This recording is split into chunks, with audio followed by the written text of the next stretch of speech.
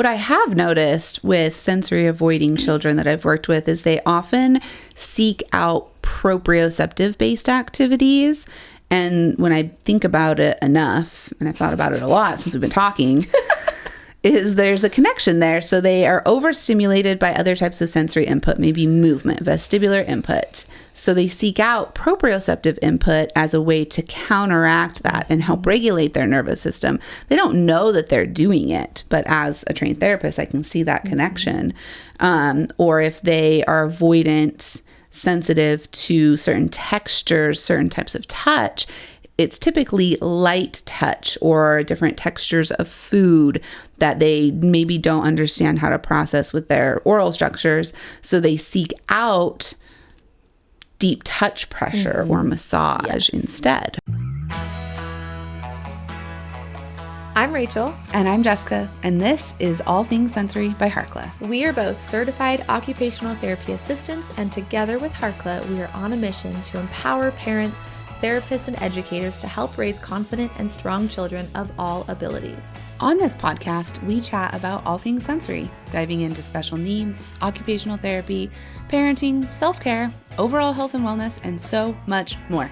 We are here to provide raw, honest, and fun strategies, ideas, and information for parents, therapists, and educators, as well as other professionals to implement into daily life.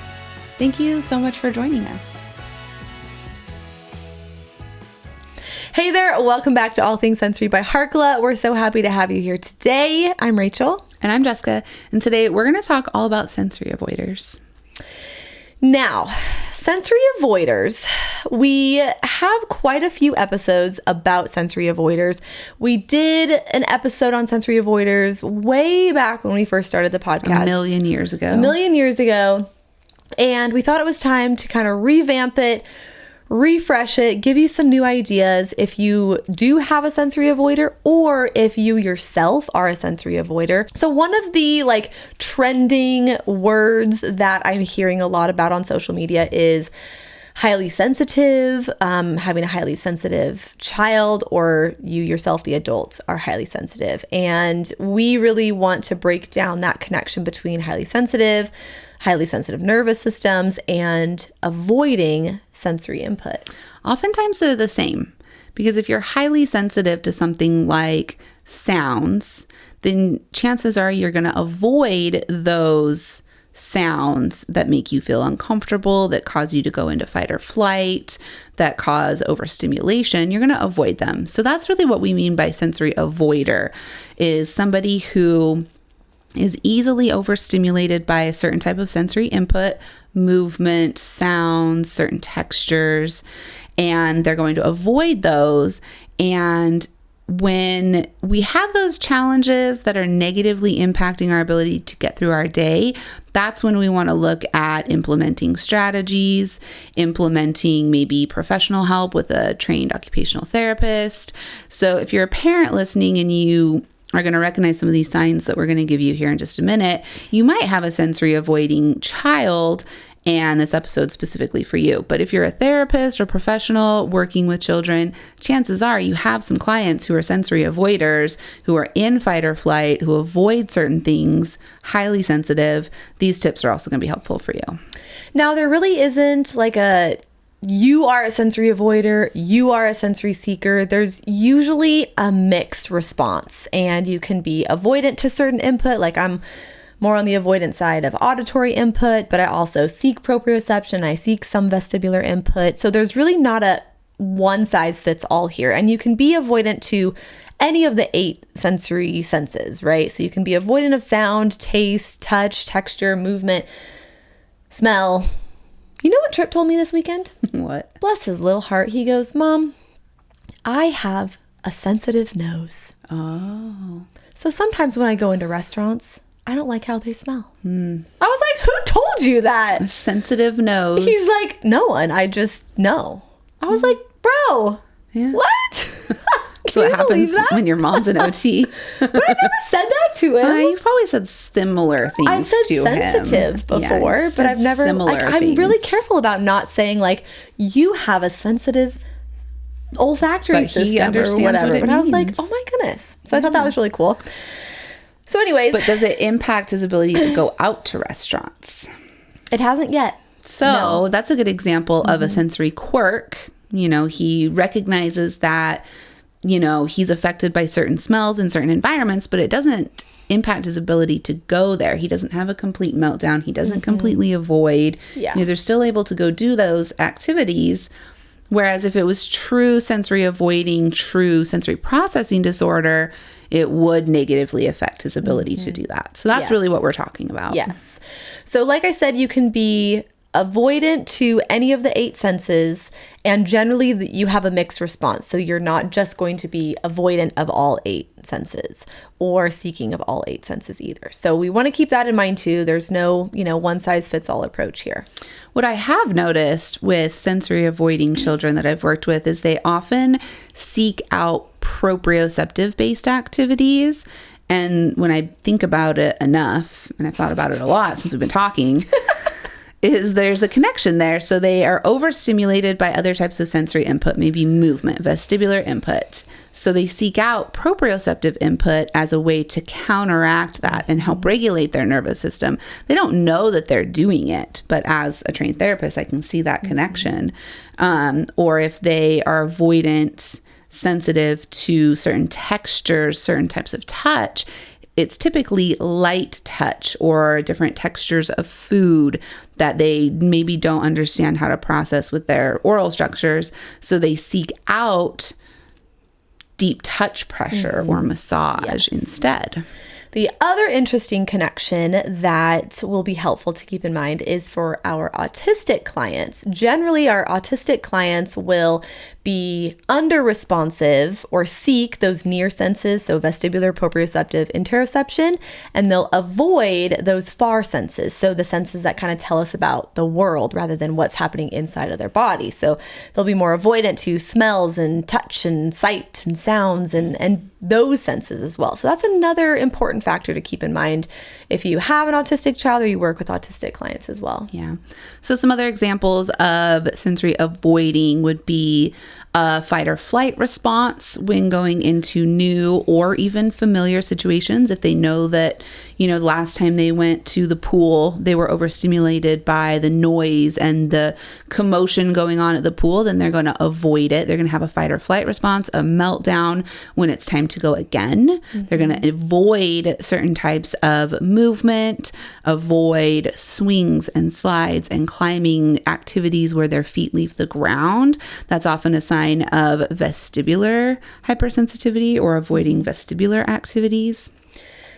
Yeah, and then they'll also be really sensitive to sound, so they'll cover their ears or they'll run away from different sounds or they'll avoid like going into a public bathroom or even just a bathroom in general if they know that the blow dryer is going to go off or the toilet has to flush. They'll just hold their bowel movements all day because they don't want to go into the loud bathroom. I've seen kids cover their ears and avoid the bathrooms when the fan is turned on. Yes. Yep. The blow dryer, the blender, the vacuum, those can all kind of send a child into that fight or flight response if they are highly sensitive to that auditory input. Yeah. And then extreme picky eating often goes hand in hand with other avoiding of like vestibular activities as well. So if the child only can tolerate eating a handful of foods and they avoid all other foods, mealtime is their least favorite time of the day. Food is not a preferred activity. Food is not a friend for them. Food is not a friend. Yeah. Often can be a sign of some tactile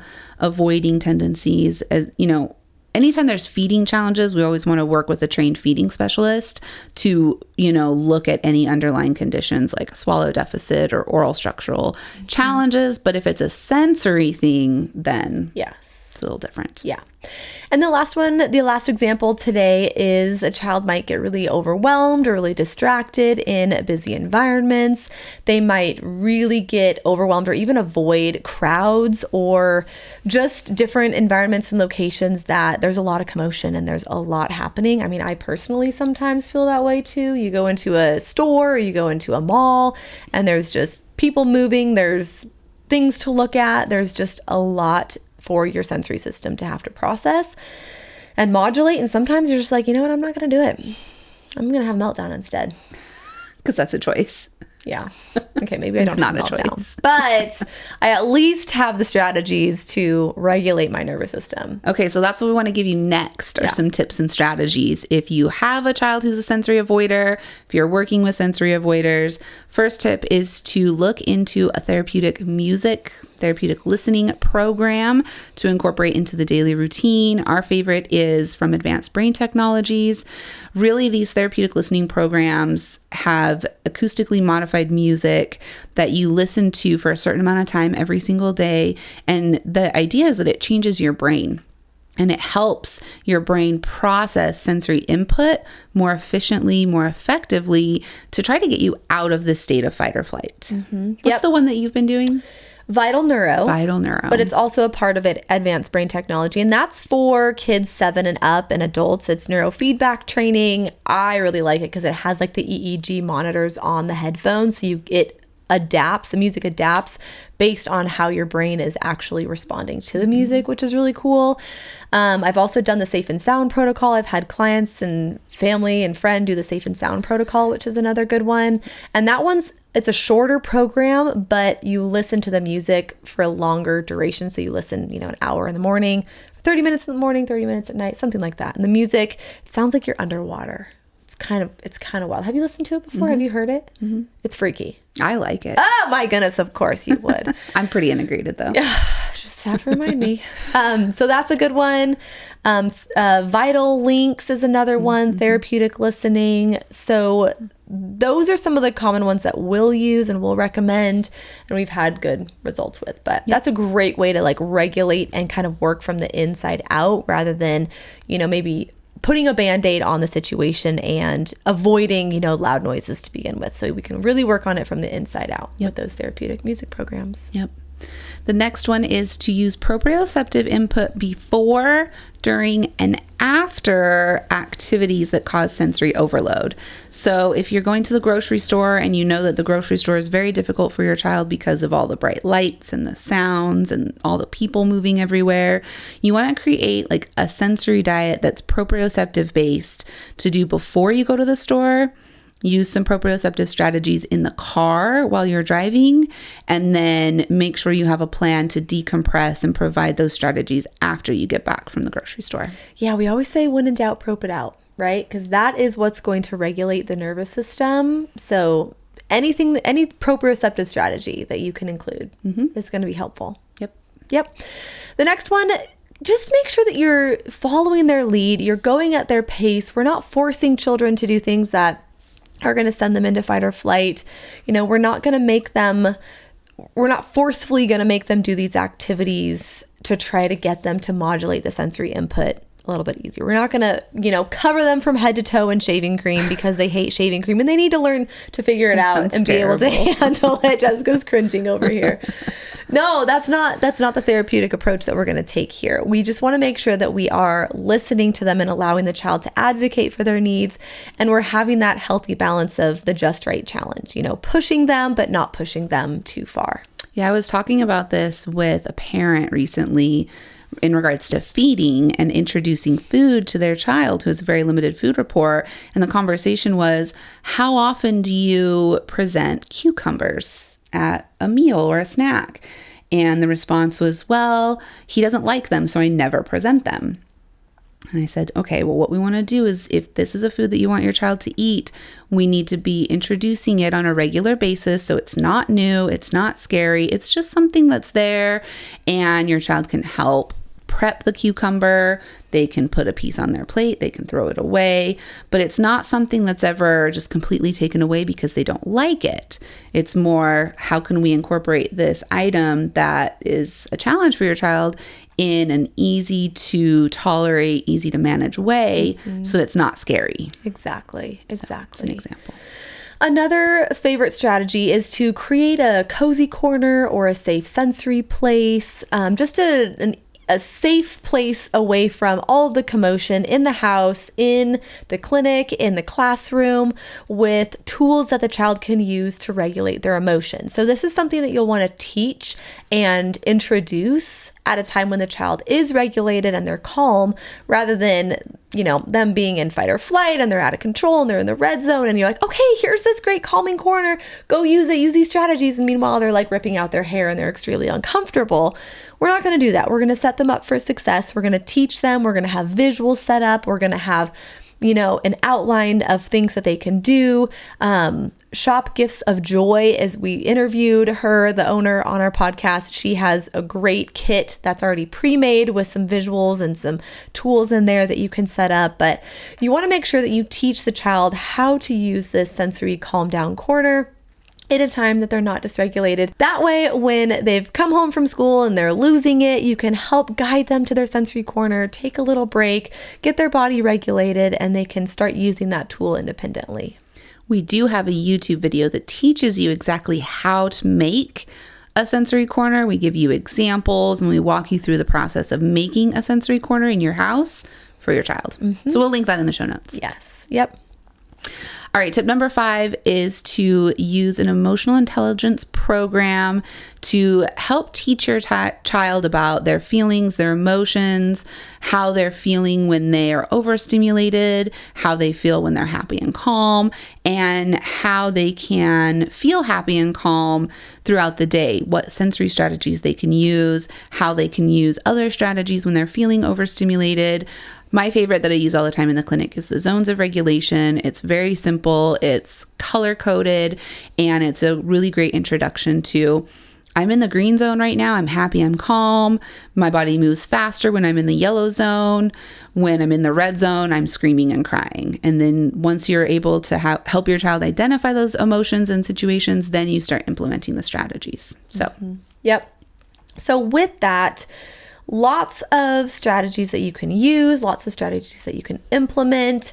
If you are a therapist, if you're a parent, if you're a teacher, and you're looking for more strategies and more information and knowledge and research behind sensory processing disorder and sensory processing challenges, we do have a full course available. It's AOTA approved, which means it's approved for occupational therapy continuing education units. And we teach you the behind the scenes on sensory processing and sensory modulation. And we also walk you through creating a customized sensory diet. We have activity ideas. We have video demonstrations of all of our recommendations, product recommendations, although you don't need the products, they're just there for recommendations. But the course just walks you through step by step on creating a sensory diet and making it easy to understand and easy to follow. We also have a section in the course where we teach you about adult sensory diets, so you, the adult, can implement strategies of your own to make sure you're meeting your sensory needs as well. Chances are, if you are an adult watching this and you have a child who has sensory processing challenges, you've probably noticed your own sensory needs or your own sensory quirks as well, because apples don't fall far from the tree with regards to sensory processing. It's very highly genetic. So if your child is struggling, you or your partner have probably realized, oh, that is difficult for me as well. Or I noticed this about my own sensory system or my partner's nervous system. So these are strategies that you can include as well. Yep. So the link to that course will be in the show notes below. If you loved this episode, if you thought it was helpful, if you learned something, let us know, leave us a review. Also, take a screenshot while you're listening and tag us on Instagram. You can find us at All Things Sensory Podcast. Make sure that you are subscribed, whether you're watching us on YouTube or if you're listening on your podcast app, make sure you subscribe so you never miss a new episode. If you have concerns about your child's sensory needs and you want kind of a full picture, definitely talk to your child's pediatrician and advocate for an occupational therapy evaluation. When in doubt, rule it out. That is the best protocol, and find an OT who's trained in sensory processing.